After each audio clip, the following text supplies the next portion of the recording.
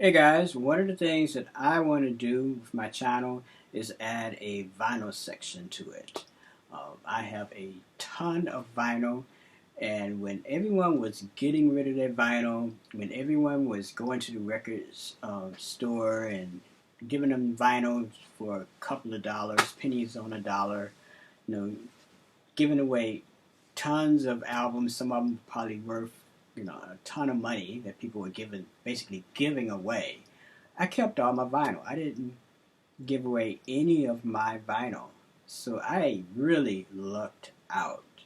And one of the reasons why I never really got rid of my vinyl is because I like the packaging. I like the big album cover and the big album, and CDs are okay, but CDs come, the packaging for a CD is like what, this big, and it's like I never really got into that. Even though I do like the sound of CDs, I like the sound of albums too.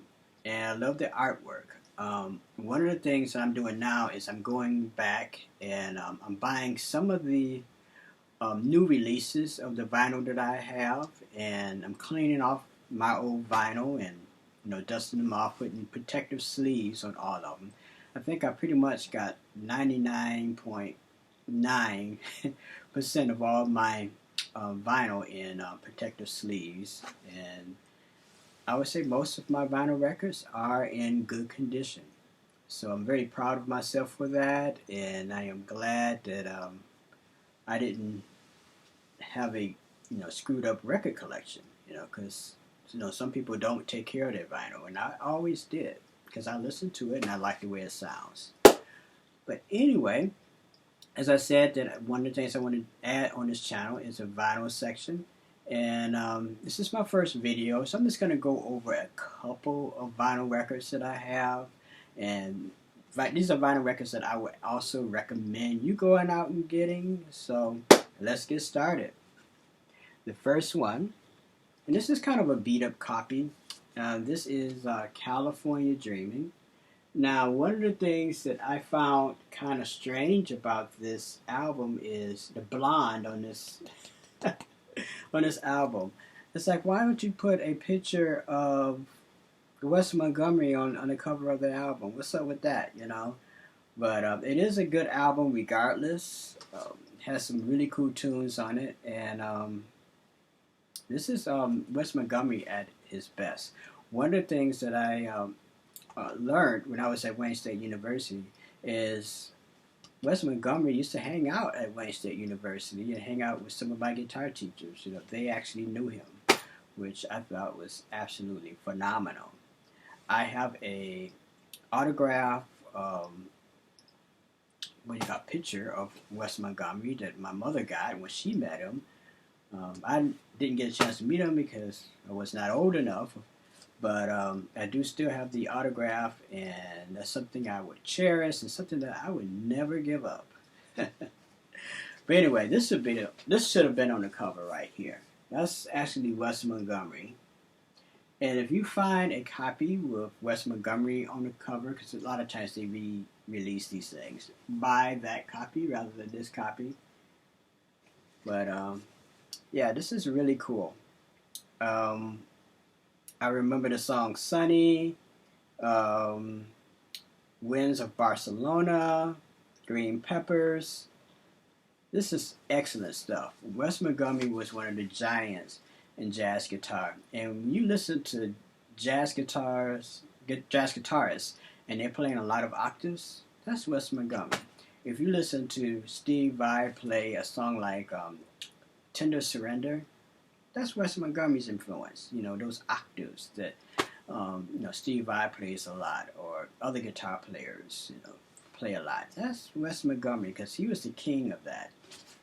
And just an absolutely brilliant guitar player. So this is California Dreaming by Wes Montgomery. And remember, get the alternative cover, because I'm pretty sure they've re-released this at some point. All right. The next album that I want to go over is an album that I bought probably in the early 90s, I think. This was, actually I'm trying to see if they have the, when this album came out. I'm going to take a quick look. It doesn't say. If it does say, I'm not, I don't want to waste your time trying to figure this out. But this is the Henry Rollins Band Lifetime. Awesome album. I haven't played it in a while, but from what I remember, I loved it when I played it. And this is probably hard to find. I might be wrong. But if you do see this in a record store, pick it up. Some of the songs I remember is Gun and Mouth Blues, Burnt Beyond, 1,000 Times Blind, Lonely, Wreckage, and Tuned Out, just to name some of them. Awesome album. You can't go wrong with Henry Rollins. So definitely get this if you see it at your local record store. Now, the next album that I have is probably one of the little known albums by Alice Cooper, and this is called Lace and Whiskey. I remember when this album came out. I love the album, and if you have an opportunity, get it. And this was one of the albums that doesn't get a whole lot of airplay. When people think of Alice Cooper albums, they think of School's Out, Billion Dollar Babies, Welcome to My Nightmare, those albums. But this is actually a good album too. One of the songs that I remember really liking is Road Rats. I think they used to play Road Rats on the radio. Lace and Whiskey is a good one. This is the back of the album, by the way. And I think this is around a time when Alice Cooper wasn't wearing the iconic makeup. He was probably trying to package himself a little bit different. But yeah, this is an awesome album. One song that they did play on the radio that I remember is called It's Hot Tonight. I think he still does that a lot live. Lace and Whiskey, You Banga, Stomp, You and Me. They used to play that. And I never wrote those songs. Classic Alice Cooper. I love Alice Cooper. I can't tell you how many times I've seen Alice Cooper in concert. There's a DVD that's out, and it's Alice Cooper. I believe it's on DVD. I know it's on YouTube. And it's Alice Cooper playing live in Detroit, Halloween, back in the 80s. I was in the audience. You can't see me, but I was there. Because I remember all the cameras that were there. So yeah, that, Alice Cooper is one of the artists that I absolutely love. I've seen him a ton of times in concert. Alright, now I'm getting to the 3 albums that Alice Cooper does not remember recording, because those of you who are fans of Alice Cooper know that there was a time in his life where he was doing a lot of alcohol, and he had to go to rehab, to get himself off of that. And in between that time, he recorded 3 albums. And some of us who are die-hard Alice Cooper fans remember these albums. So these are the albums that Alice Cooper, this is his words, not mine. These are albums that Alice Cooper says that he doesn't remember recording. One is called Flush to Fashion, and I absolutely love this album. This is, of the 3, I think this is like my favorite. Trying to think. The song that did get some airplay here in Detroit was the song Clones. And if you look on YouTube, if you do a YouTube search for Clones Alice Cooper, you'll see the video of that. And this was around the time when Alice Cooper was changing his makeup. He had some weird eye makeup that he used to wear back in those days. So it's not the classic, Alice Cooper makeup that you are used to seeing. So I would say definitely get this. My favorites are Clones. He has a song called Nuclear Infected, and when I get my band together, I probably will do a cover of that song. I love that song. Let's see, Model Citizen. I think that got some airplay. Trying to think what other songs on here. I think those were the main ones that got airplay here in Detroit. But yeah, Fluster Fashion, Alice Cooper. This is the back cover of the album. As you see, the makeup that Alice Cooper is wearing is different. And there's an interview with Alice Cooper and a video of him doing one of the songs. And you can tell that something was wrong. You know, this was during the time when he was drinking a lot. He was really, really scary thin back in those days. And this is right before he went into rehab. But even when he was having alcohol problems, he still could rock. He could still put out these awesome albums, even though he doesn't remember making them. It's still awesome. This album I didn't play a whole lot. I'm actually going to start back listening to this album. This album is called Dada. Another album that he claims that he doesn't remember making. Let me show you the back of it. This is the back of the album. And I think this is, he's telling a story in this album. It's been so long since I played this album. And one of the things that's great about doing these videos, it makes me go back and listen to albums I haven't listened to in years. And I think this one I played the less. So I don't know why, but I'm going to go back and listen to it. Because I'll be listening to it with fresh ears now. All right. And for this third album that Alice Cooper doesn't remember making, his words, not mine, this is Special Forces. Yeah. As you can see, Alice Cooper changed his makeup. That's what he was looking like when he came out with this album. Awesome album, regardless. And these three albums were like three of the first Alice Cooper albums I bought. I think I had bought some of the classics, and then I was looking for more Alice Cooper, and I bought this. Bought these three albums. Because they were really readily available, so I went out and bought them. And those are the albums that people don't talk about that much when they talk about Alice Cooper and his music. But he has pretty good songs under here. And one of the things I did was I used to take a magic marker and mark the songs that I liked. So let's see what I had marked. Who do you think we are? I still remember that song. That's an awesome song. Don't Talk Old to Me. Generation Landslide, which is a live version of the original Generation Landslide. Skeletons in the Closet. Oh, I love this song. You Look Good in Rags. That's one of my favorite songs off this record. And Vicious Rumors. Yeah. Alice Cooper. Special Forces. So if you are a Alice Cooper fan and you want to collect some really cool obscure Alice Cooper records, I would recommend those three. And if you ever meet them, tell them those are your favorites. And you'll say, what? I don't remember recording those. Alright, so like I said, this video I just kind of grabbed some vinyl off my vinyl collection. So I just kind of grabbed whatever I saw, I just kind of blindly grabbed, and I said to myself, hey, why do a video? Why not do a video rather? Because I haven't done a video in a while, so I apologize. I've just been really busy.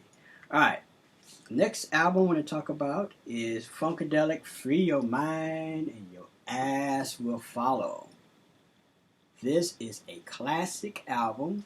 It actually opens up, but I can't open it up for you because she's nude on here and I don't want to make YouTube mad at me, so I won't open it up. I will open the gatefold up and show you part of the album. Yeah, Free Your Mind and Your Ass Will Follow. those of you who are Funkadelic fans know that this is a classic album, classic Funkadelic album. And this right here is my man Eddie Hazel, who I wish I could have gotten together with and done an album with him, but I was too young.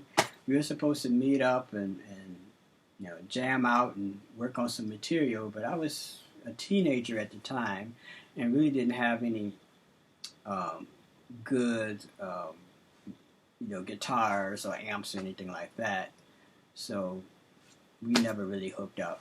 But I did get a chance to speak with him over the phone for a while because a friend of mine had met him, and he gave me Eddie Hazel's number. But yeah, Eddie Hazel, love that man. Yep. And I'm sorry that he passed away. Like I said, I'm glad that I had the opportunity to speak to him. Legendary black rock guitar player. If you don't know who Eddie Hazel is and you black and you're a guitar player, shame on you. Go back and get some old Funkadelic and you know how great of a guitar player that Eddie Hazel was. Anyway, free your mind and your ass will follow. Classic. It's an iconic album, by the way. Alright, so the next album I want to talk about is Andre Segovia, my favorite Spanish encores. I used to listen to this a lot when I was at Wayne State University studying classical guitar. Yes, when I was at Wayne State, I studied classical guitar and philosophy and religion. Studied all three of those when I was at Wayne State University. Used to listen to a lot of Spanish music. I still love Spanish music, by the way. I tend to be more of a rock guitar player now, but I still love classical guitar. I still have my 2 classical guitars in my possession. I have a Ruben Flores, and I have one guitar that I put it to this way, it's very special, and I'll make a video about that guitar at another time. But this album is absolutely great, and he does some music by some pretty well-known composers, classical composers, who I will mention briefly here. Those of you who are not familiar with classical guitar might not be familiar with these composers. He does some stuff by Fernando Sor and Torrega and Isaac Ibanez, if I'm pronouncing that right. So yeah, it's just a really, really good record. And it highlights Segovia playing some really great classical pieces. And for those of you who might not know this, Andre Segovia is one of the guys who put classical guitar on the map. A lot of people weren't playing classical music on guitar. He said, screw that, I am going to do it anyway. You guys might not be doing this, but I'm going to do it. So that's one of the reasons why I have the greatest respect for Andre Segovia. One of my guitar teachers actually met Andre Segovia, which is really cool. I wish I would have had the opportunity to meet him. All right. And for my last album, this is Laurie Anderson. And the name of this is called Mr. Heartbreak. This album had the hit song My Superman. And it's interesting because it became like an underground hit, but it's an avant-garde song, and it's just really cool sounding, really atmospheric.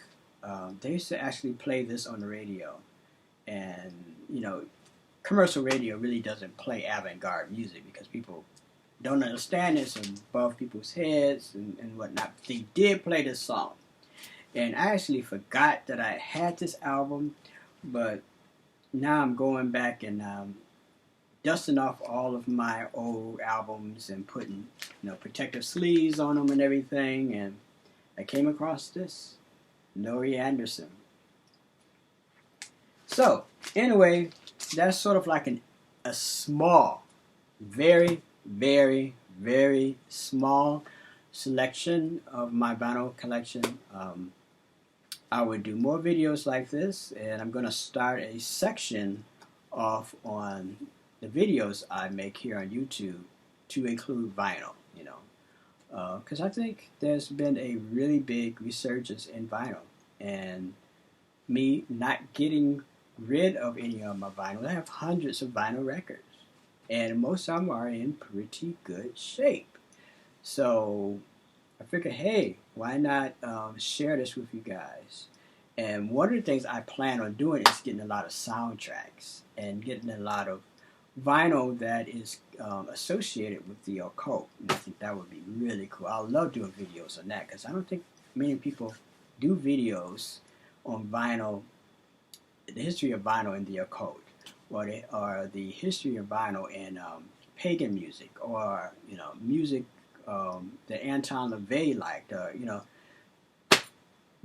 something different, So that is what I plan on doing in future episodes of releases on my YouTube channels. Look forward to that, and I'm going to present to you some vinyl, some rare stuff, some hard to find stuff. I'll probably do those videos first. Then I'll do the classic rock that most people have, and then the weird stuff, and then the soundtrack stuff.